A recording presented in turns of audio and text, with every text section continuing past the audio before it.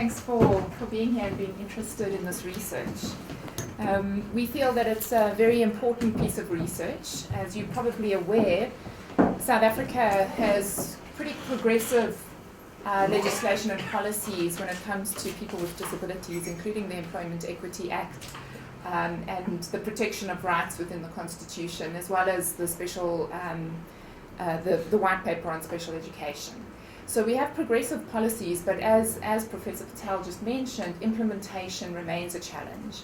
Now, there's a key question of whether poverty causes disability or whether disability causes poverty. And in fact, it's a complex relationship, both of them interplay with one another. And of course, in South Africa, we have intervening issues such as race, class, gender, that all play a role in shaping outcomes, poverty outcomes for people with disabilities. And so our interest was in understanding the links between poverty and disability and the range of variables that might shape the outcome, various different outcomes. So we take a broad view of poverty, looking at various different aspects of poverty, including employment, education, income, health, and well-being. The study originates from discussions following a launch of a study that we did earlier on, based in Johannesburg. It was an urban study looking at the link between poverty and disability. And when we launched the findings of that, the people from the disability rights movements were asking for national level data to help them with their advocacy efforts. And so we managed to access some national data, which I'll talk about shortly, and we moved on from what they were asking us to do to analyze this data, and we complemented it with a rural case study. So we have the urban data, the rural data, and the national picture. So the study was conducted using secondary data from the National Income Dynamics Study, which is a longitudinal panel study. So it visits the same people every 2 to 3 years. So we get to see a longitudinal picture of what's happening in the country and changes that are happening in the country. The NIDS consists of a national sample of over 7,000 households and almost 17,000 adults.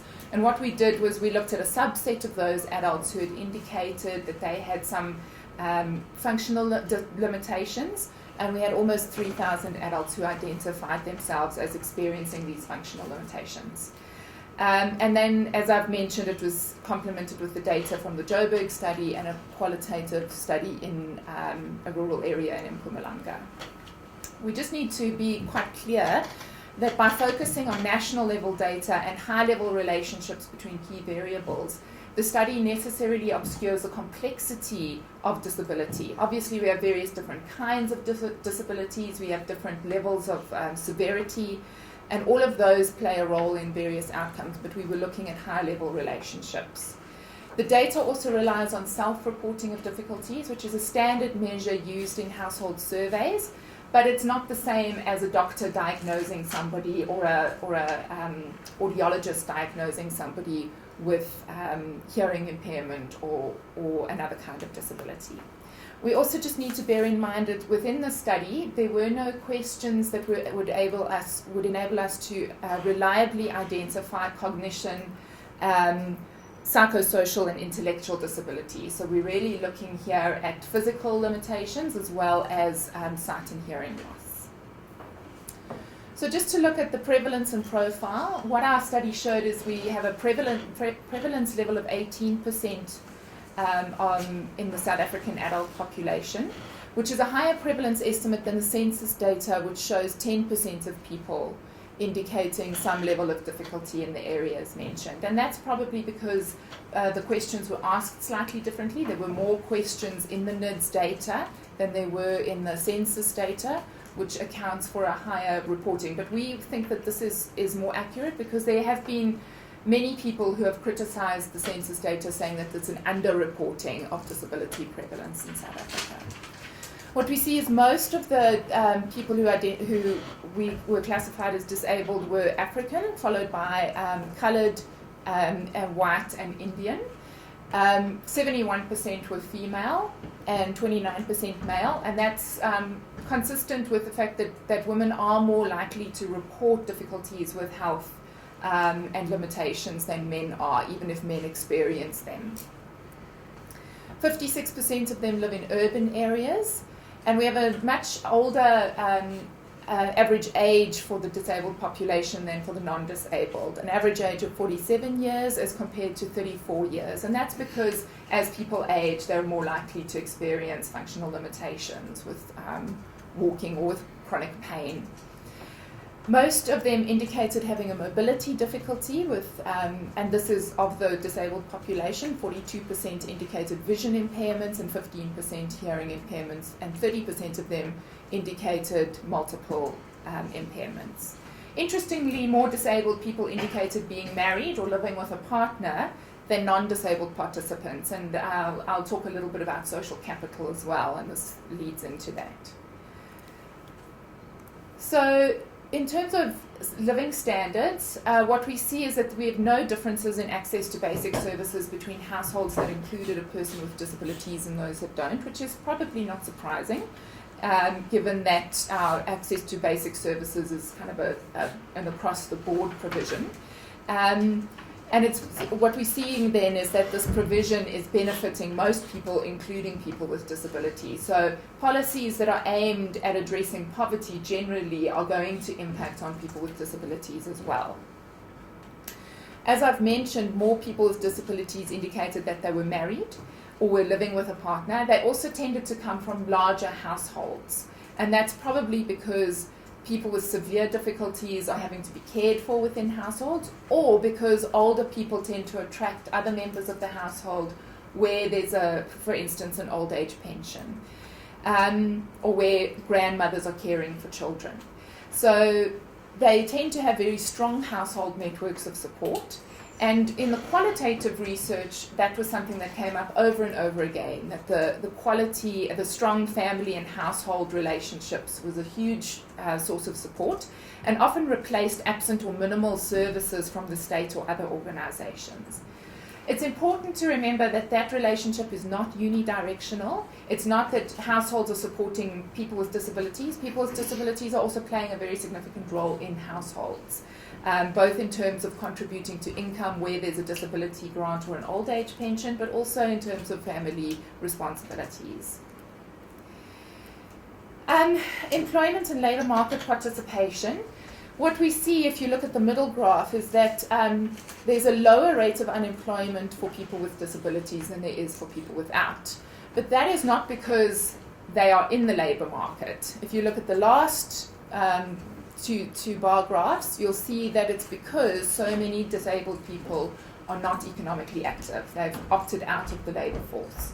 So they've given up looking for work, or they can't look for work because they have severe difficulties and can't actually work in the labour market, or there aren't the kind of opportunities that are flexible enough for them to be able to work in the labour market, such as part-time employment.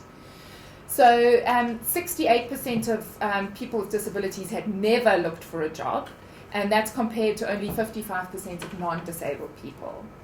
And what we see, if we look at the data longitudinally, is that people with disabilities, the challenges that they face with finding employment remain over time. So non-disabled people were far more likely than people with disabilities to have found work over a period of 3 years. The reasons for opting out of the labour market are like non-disabled people. It's just not being able to find work and becoming disillusioned with finding work, plus the additional health concerns that many of them experienced. Where they were working, they tended to be they were more likely to be insecurely employed, so they didn't have written contracts, and their employers were not paying UIF contributions. They were also more likely than non-disabled people to work in household businesses, which comes back to the positive contribution that they're making within households, but it also has a risk of being unpaid or underpaid. This has strong implications for income inequality between people with disabilities and those without, which I'll mention shortly. And then inequalities in income and security even out at the upper end of the spectrum in the labour market. So where people are employed in secure employment, whether they're disabled or not, those gaps close. So looking at income, what we found in the data was that people with disabilities earn a median income from work of almost 400 Rand less than non-disabled people.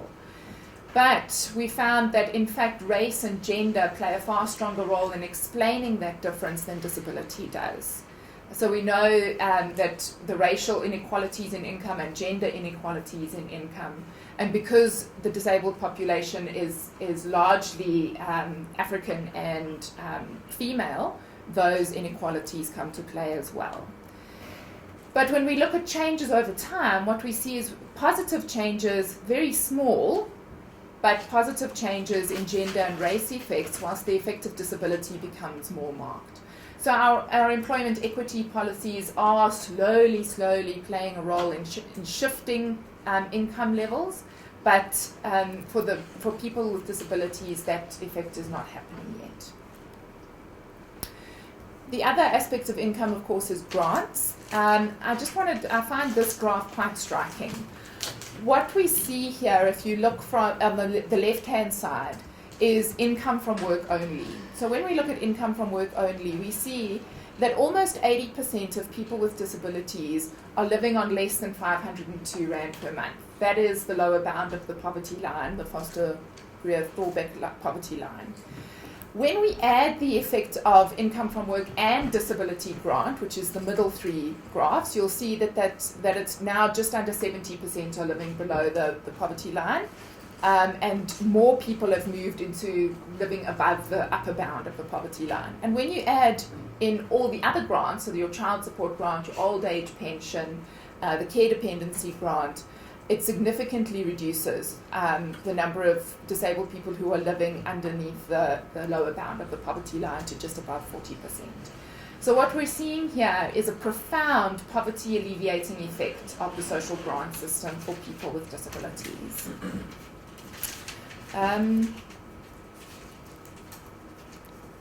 Let's look then at education. Non-disabled people on average had 2.7 more years of education than people with disabilities, and significantly more people with disabilities had no schooling than non-disabled people. And non-disabled people were more likely to progress to secondary and post-secondary education than people with disabilities. So the education gap for people with disabilities and people without disabilities is quite marked. But what we're seeing is that age plays a very important role in understanding that relationship. Because so many of the disabled people are older, they would have borne the brunt of a bunch of education policies. And what we're seeing now, if you look at this is looking at age cohorts. So if you look, for instance, at 65 to 74 and 75 to 84, the education gap between non-disabled people in blue and disabled people in red is quite big. Once you get down to 15 to 24, 25 to 34, that education gap is closing. So for people who are coming through and have exited the education system in the last 10 to 20 years, we're seeing that education gap is closing, which is a very positive finding. Of course, this says nothing about the quality of education. All we're looking at here is the years of education that somebody has had.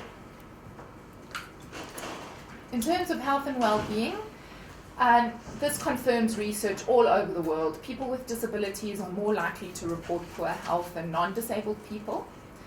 Gender and age, again, predict reports of poor health. But disability, what we found here is that disability also has a significant effect on people reporting poor health. They were more likely to report being infected with tuberculosis, and were also more prone to be affected by a range of non-communicable diseases such as diabetes and hypertension. Importantly, they were more likely to report difficulties with accessing health services, and we saw that in our qualitative research in rural areas. For people who are in a wheelchair, it's incredibly difficult to get to the nearest clinic. Another concern which we weren't able to deal with in the study, but which has been reported in other studies, is people with disabilities often complain about a lack of education and information about HIV and AIDS, with the assumption that people with disabilities are not sexually active, which of course is not true. But often our targeting of HIV and AIDS messaging misses out on people with disabilities. People with disabilities were also less likely to report emotional well-being and a positive life satisfaction as well as economic prosperity. However, these outcomes are strongly affected by age and income and a range of other unidentified variables, including individual level variables. And these outcomes are particularly prone to being affected by somebody's sense of resilience and a positive outlook on life, which we couldn't measure in a national study, obviously. But somebody with a high level of resilience is likely to report better emotional well-being and positive life satisfaction than somebody who doesn't. So in terms of conclusions, the key finding of the study is that disability intersects with a range of socioeconomic variables, most importantly age, race and gender, to result in particular negative outcomes, including reduced levels of income, lower education levels, lower labour market participation levels and lower levels of health and access to health care. So it suggests that integrated approaches for addressing the needs of those living in poverty are essential in addressing the needs of people with disabilities too, but it is also necessary to ensure that people with disabilities are recognised as a particularly vulnerable group. Otherwise, what we see is that the effects of gender and age and race might start to play less of a role, but the effects of disability will still remain. The approach to policies and interventions will ensure that people with disabilities are not left behind the development curve.